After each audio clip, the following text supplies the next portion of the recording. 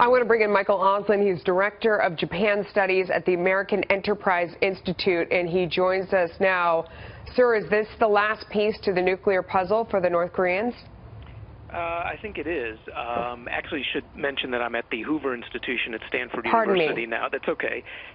Look, it's something that, as you mentioned, has been the holy grail. It's what they've been working towards. We've been getting signals for several years now that they were getting closer and closer. Now, you will still have different groups within the intelligence community disputing whether they actually have the ability to miniaturize the warheads and mate them to missiles, whether those warheads can survive re-entry, the number and the like.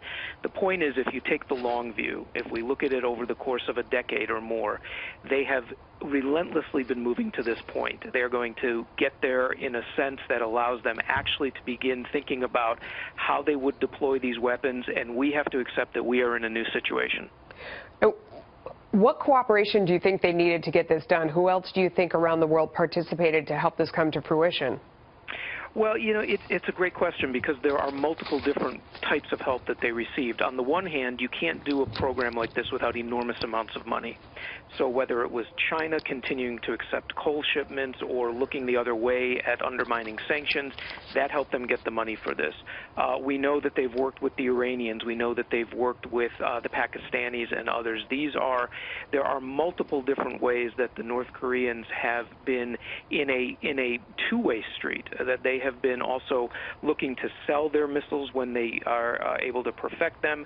They've been getting nuclear support from other nations. The degree to which China has been supporting this program is still open to debate.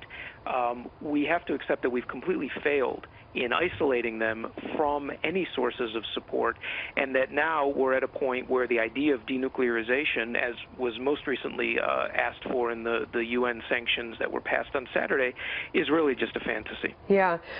This report is coming from the Washington Post, and it contradicts the information that we had just earlier today. It would be a very big story as it stands. How credible do you think it is?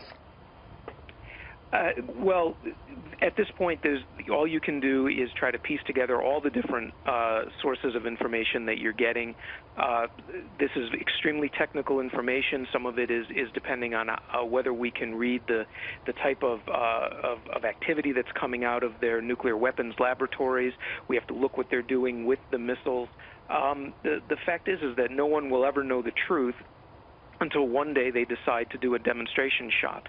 When there is a mushroom cloud that's coming from a North Korean demonstration shot, one day we'll be able to put aside all the questions whether they've reached this.